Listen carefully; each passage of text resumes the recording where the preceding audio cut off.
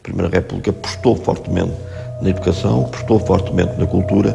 Houve um ambiente de grande inovação, de grande liberdade de discussão e de crítica. Basta olhar para o número das escolas construídas durante a República ou para a lentidão exasperante do crescimento da alfabetização para ver que a obra pedagógica da República foi um fracasso, diga-se o que disser. A República fez muito em prol da educação, foi dos aspectos, digamos, foi dos sectores em que houve maiores transformações. Foi uma paixão da pedagogia, no que reinou nessa coisa de nomes famosos, de que realmente um homem que nem sequer vinha da República, que vinha realmente da monarquia, como António Sérgio, não é? Criou uma espécie de filosofia da pedagogia, em que a pedagogia tinha realmente o seu papel capital. E que ainda há hoje discípulos, nós todos, um pouco, somos discípulos dessa vontade de que a reforma do país passa pela escola, não é? Num regime republicano, deixa de ter sentido o destino marcado de acordo com o grupo social em que se nasceu. Portanto, cada um tem o dever e o direito de traçar os seus próprios rumos. E isso só é possível com acesso à instrução.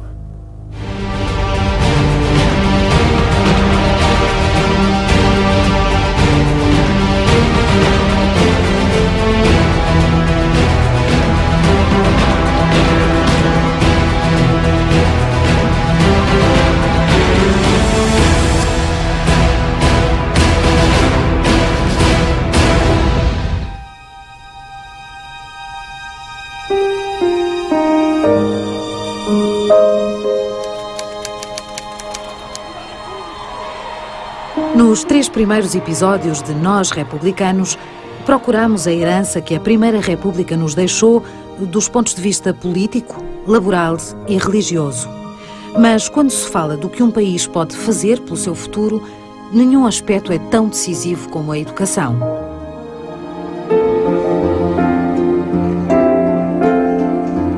Em 2010, preparamos 2020, 2030, 2100.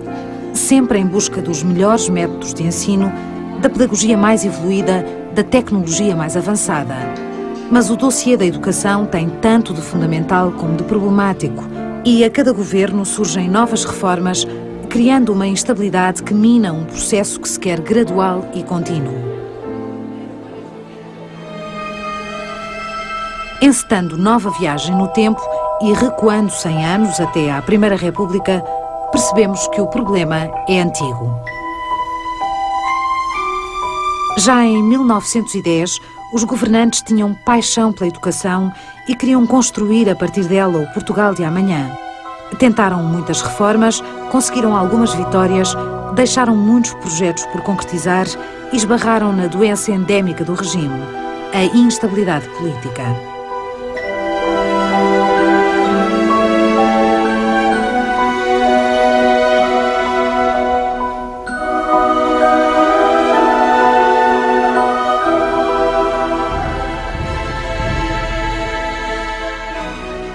Por volta de 4 de outubro de 1910, Inglaterra tinha 1% de analfabetos, a Alemanha 0,5% e a Suécia 0,4%.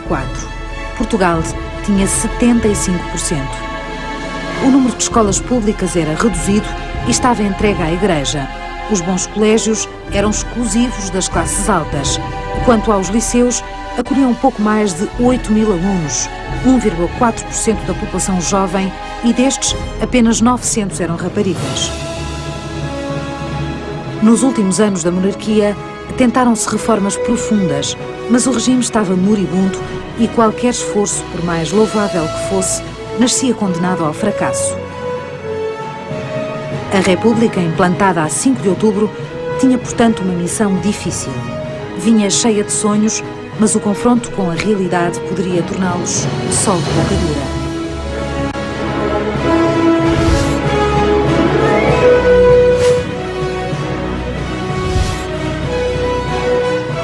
A República fez muito em prol da educação, foi dos aspectos, digamos, foi dos sectores em que houve maiores transformações. E não podemos esquecer que algumas das principais figuras da República eram pessoas de primeira linha da cultura portuguesa e da vida da nossa sociedade. Basta pensarmos em vários presidentes, como Teófilo Baga, Manuel da Arriaga, Teixeira Gomes, que eram Bernardino Machado, que eram intelectuais e alguns deles muito preocupados com os problemas da educação. Isso foi uma paixão da pedagogia, no que nesses nomes famosos, de que realmente um homem que nem sequer vinha da República, que vinha realmente da monarquia, como António Sérgio, não é? Criou uma espécie de filosofia da pedagogia, em que a pedagogia tinha realmente o seu papel capital. E de que ainda há hoje discípulos, nós todos, um pouco, somos discípulos dessa vontade de que a reforma do país passa pela escola, não é? E, por outro lado, aquilo que podemos chamar a própria juventude, ou as crianças, foi-lhes prometido que teriam escolas e teriam educação. Pois bem, basta olhar para o número das escolas construídas dentro da República ou para a lentidão exasperante do crescimento da alfabetização para ver que a obra pedagógica da República foi um fracasso, diga-se o que disser. Como sempre, as perguntas sobre a Primeira República conduzem a diferentes respostas. Mas se não há consenso na generalidade, vejamos caso a caso o que nos deixou em testamento a educação de 1910 a 1926.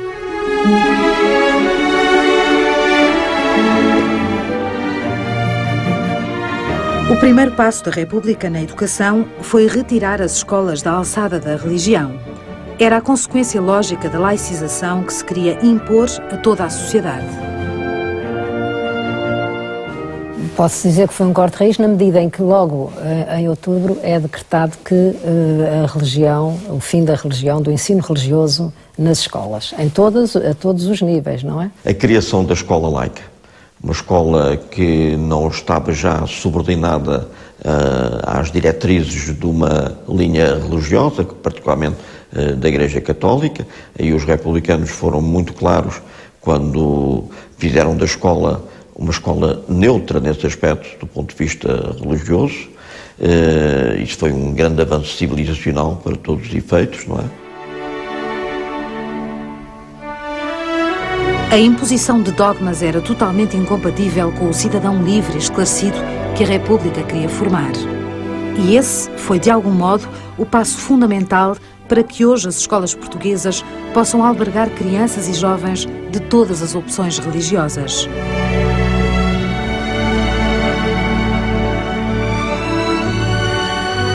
A partir de 1910, a moral católica seria substituída pela educação cívica e pelo amor à pátria, tentando ao mesmo tempo fazer passar o ideário republicano desde tenra idade. Mas havia outras questões urgentes: alfabetizar uma nação que não sabia ler nem escrever e democratizar o ensino para que todos tivessem acesso à escola.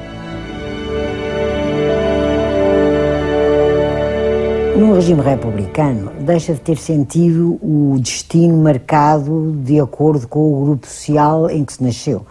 Portanto, cada um tem o dever e o direito de traçar os seus próprios rumos. E isso só é possível com acesso à instrução. Bem, temos de considerar que houve medidas muito positivas na altura, nomeadamente o alargamento da escolaridade obrigatória para 4 anos, que ficou em grande parte, apesar de tudo, por cumprir, mas pelo menos foi um salto legislativo importante.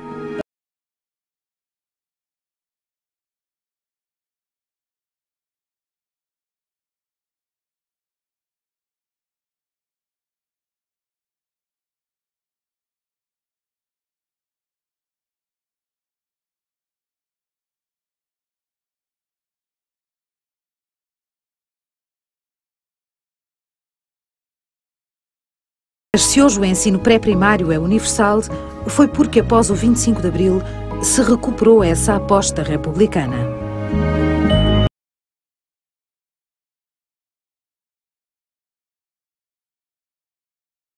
Quanto ao ensino primário, seria alargado e passava a ser obrigatório o recenseamento de todas as crianças em idade escolar.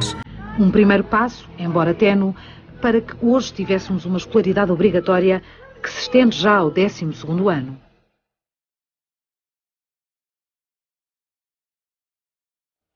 A nível pedagógico, são adotados modelos de inspiração europeia que valorizam o professor, designado de grande obreiro da civilização. O aluno é responsabilizado e passa a ter um maior leque de opções. Introduziram-se novas disciplinas, ciências, desenho, história, geografia, portanto, já era mais do que aprender apenas a ler e escrever. No alargamento do tipo de matérias que eram ensinadas, nos métodos que foram praticados, algumas experiências de vanguarda, como as chamadas escolas-oficinas, que foram criadas em Lisboa, sobretudo, com métodos pedagógicos avançadíssimos. E não se ficaram só por esse tipo de programas, não é? Fizeram muitas escolas. Na minha aldeia havia uma escola que era uma escola, tinha sido criada realmente pela República, de resto ainda lá está, não é? E foi um esforço para uma República que durou sobre aquela forma tão pouco tempo, não é? Houve um esforço enorme que se fez realmente no país nesta matéria de educação. Ao todo, a Primeira República cria cerca de 1150 novas escolas primárias, lança o ensino especial para deficientes, noturno para adultos e as escolas móveis, que levam a educação às partes mais recônditas do país. Na realidade eram professores móveis, não é? Os professores é que eram móveis porque se deslocavam aos sítios mais isolados para alfabetizarem a população. E essas escolas móveis alfabetizaram 200 mil portugueses, o que é significativo. E houve realmente mudanças, como por exemplo a criação do Conservatório do Porto, a criação da Escola Normal do Porto, os cursos noturnos para as pessoas que trabalhavam e que eram analfabetos ou que tinham pouca educação. Em 1926, quando a República cai, a taxa de analfabetismo tinha sido reduzida em 7 pontos percentuais. Foi o primeiro contributo para que em 2010 Portugal apresente um número residual de analfabetos. No entanto, teria sido possível ir mais longe. As dificuldades desse cumprimento da escolaridade tinham muitas vezes a ver com o trabalho infantil. Portugal era um país pobre, um país essencialmente rural, como sabemos. A criança ajudava trabalhando no campo ao lado do pai, etc. E há muitos relatos de professores e testemunhos em que dizem, por exemplo, que o aluno chegava lá e dizia: "Senhor professor, meu pai diz para me dar a lição depressa que eu tenho que ir com os bois." Mas havia mais razões para que a Primeira República tivesse ficado aquém do que era necessário fazer pela educação. Desde a criação do Ministério, em 1913 e até 1926, houve nada mais, nada menos que 40 ministros da Instrução Pública. O que significa que, em média, a cada 4 meses, chegava um novo ministro que ia começar tudo de novo. Por outro lado, com cerca de 1 milhão de crianças em idade escolar e pensando numa média de um professor por cada 40 alunos, seriam necessários 25 mil professores para alfabetizar o país. E apesar de todos os esforços, no fim da República não se tinham formado mais de 7 mil professores. Era uma missão impossível e faltava ainda uma questão adicional: as crónicas limitações financeiras de Portugal. Por causa das dificuldades orçamentais, mais uma vez, apesar de se terem criado muitas escolas novas, nomeadamente na rede de ensino primário de altura, mas em quantidade claramente insuficiente para que se pudesse dar um grande salto na alfabetização do país.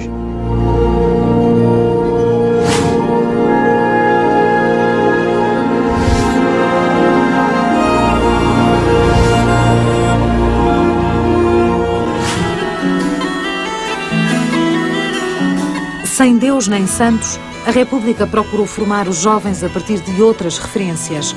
Criou um culto dos heróis, heróis cuja história serviria de exemplo e que são, afinal, sensivelmente os mesmos que ainda hoje nos servem de modelo. Antigamente, até à queda dos antigos regimes, as pessoas estudavam a história romana, que era paradigmática, não é? E os heróis que eles representavam. Não é? Mas, enfim, com a modernidade, realmente os ícones passaram a ser depois da fase dos santos, passou a ser os heróis cívicos, heróis guerreiros, heróis culturais, etc, etc. E passa por aí, se não passar por aí, não passa por lado nenhum.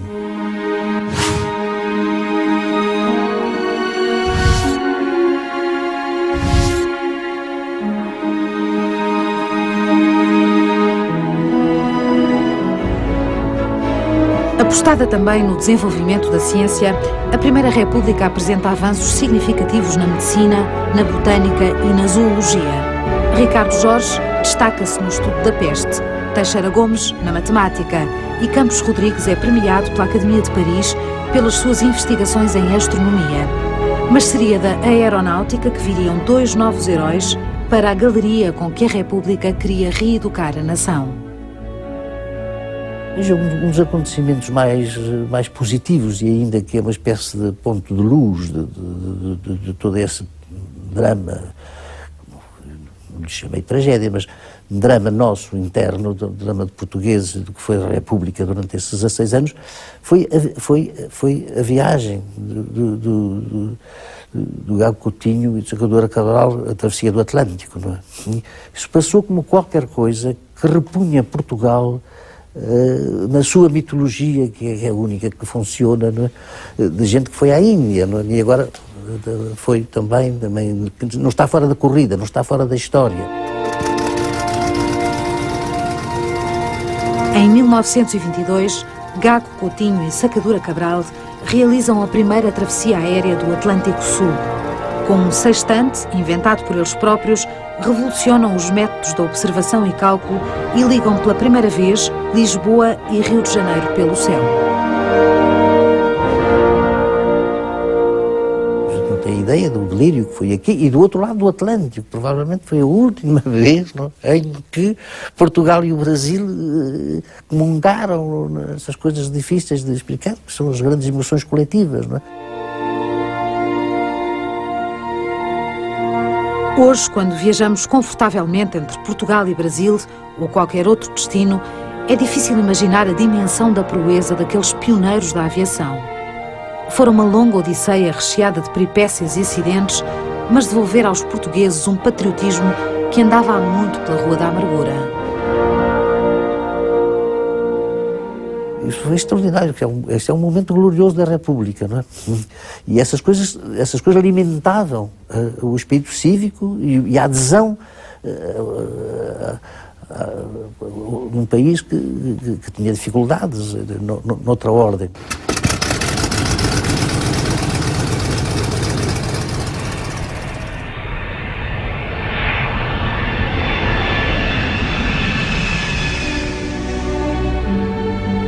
Contudo, haveria um parente pobre na educação da República. O regime não viu o ensino secundário como prioritário e investiu pouco nos liceus.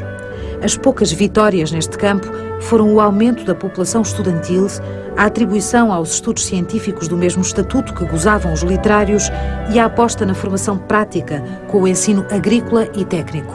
De resto, a Primeira República mandaria construir um único liceu, o Passos Manuel.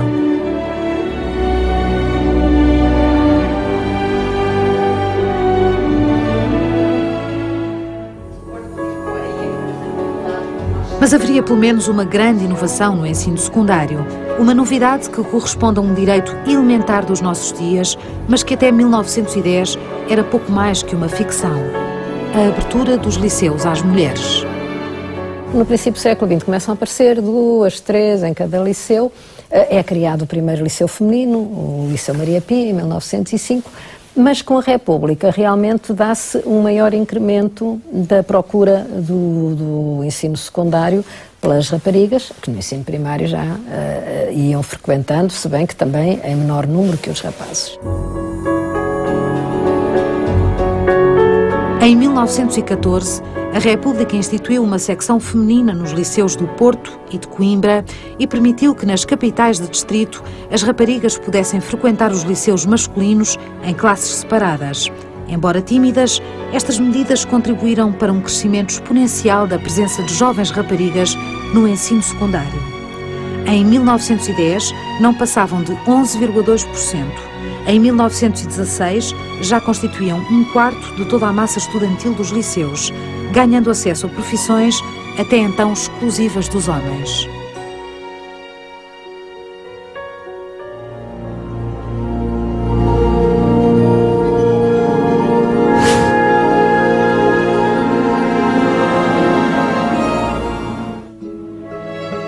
A República elegeu outra prioridade na educação. Se o ensino primário deveria combater o analfabetismo, o ensino superior tinha de dotar Portugal dos quadros necessários ao desenvolvimento do país. Em 2010, com a proliferação de escolas de ensino superior por todo o território nacional, é difícil de acreditar, mas há 100 anos, Portugal tinha uma única universidade, Coimbra. As universidades de Lisboa e Porto, embora não nos edifícios que lhes conhecemos hoje, são herança direta da República. Foram criadas por decreto de António José de Almeida em 1911, no mesmo ano em que Brito Camacho cria o Instituto Superior Técnico. Isto é, de um ano para o outro, o país via quadruplicar as instituições de ensino superior.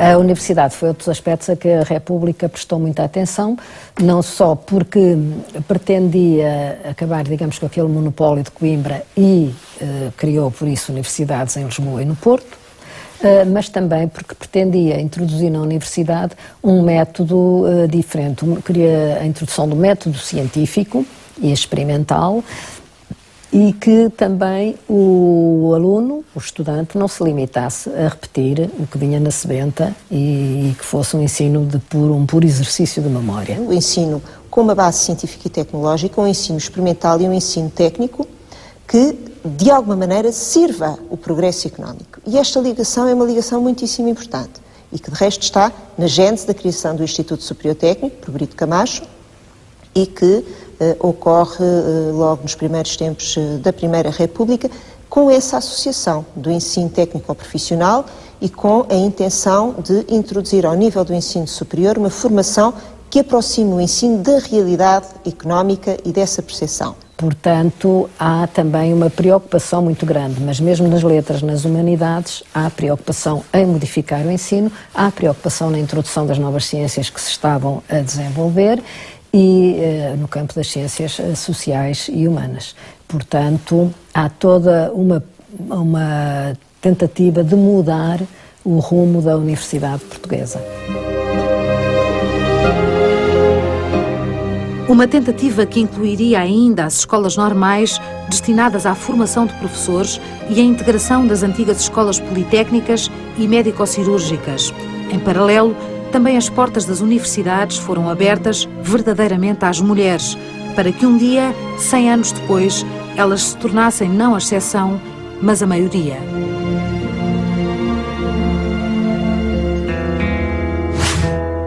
No século XXI, sobrevive ainda outro digno representante da educação da Primeira República, a língua portuguesa. De cada vez que falamos ou escrevemos em português, estamos a reger-nos por muitas das normas determinadas pela revisão de 1911. Foi a primeira reforma ortográfica oficial em Portugal e modificou por completo o aspecto da língua, trocando a fidelidade aos termos latinos e gregos originais pela aproximação entre a língua falada e a escrita. Pense nisso da próxima vez que entre numa farmácia, acenda um fósforo ou esbarre num mistério. Mas falta falar da herança educativa mais ambígua da Primeira República. A Primeira República apostou fortemente na educação, apostou fortemente na cultura. Houve um ambiente de grande inovação, de grande liberdade de discussão e de crítica.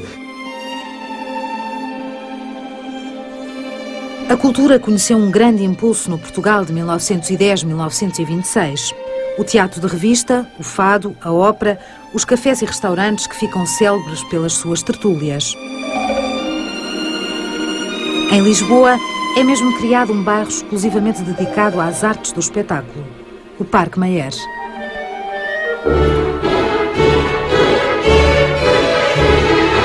O cinema é cada vez mais popular e a pintura nacional revela alguns dos seus maiores mestres de sempre. Columbano Bordal Pinheiro, José Malhoa, Amadeu de Sousa Cardoso.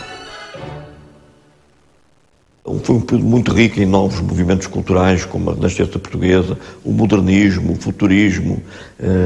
Todos esses movimentos se manifestaram livremente ao longo da Primeira República, muito fértil na produção de novas revistas, de uma imprensa como a lei de imprensa libérrima na altura também. Tudo isso foi um ambiente exaltante que depois foi contrariado pelo ambiente de estagnação, repressão e paralisia do Estado Novo. Nenhum outro período da história portuguesa foi provavelmente tão fértil em grupos e movimentos culturais. A Primeira República foi o tempo da Renascença Portuguesa, de Teixeira de Pascoais a Jaime Cortesão, da Seara Nova de Aquilino Ribeiro e, sobretudo, do Orfeu de Fernando Pessoa, Mário de Sá Carneiro, Almada Negreiros, Santa Rita e Amadeu de Sousa Cardoso. Mas esta é, como dissemos, uma herança ambígua. Toda esta arte e todo este gênio aconteciam na República, mas distinguiam-se justamente por pouco ou nada terem a ver com ela. Mas não tinha nada, quer dizer, movimentos que na ordem cultural genérica, não é? Exprimissem esse ideário, essa utopia republicana, essa paixão republicana, não é? Não são esses, não é? Não são esses, são anómalos em relação a esse momento. Não é? Pessoa e outros como ele desejaram a República, mas no plano artístico são a vanguarda, estão para além do país, estão frequentemente contra o estado em que o país se encontra. As suas obras ficariam para sempre e continuam a ser descobertas em 2010, mas o único mérito que aqui cabe à República foi o de as ter permitido acontecer, ter permitido que a criticassem, ignorassem, provocassem.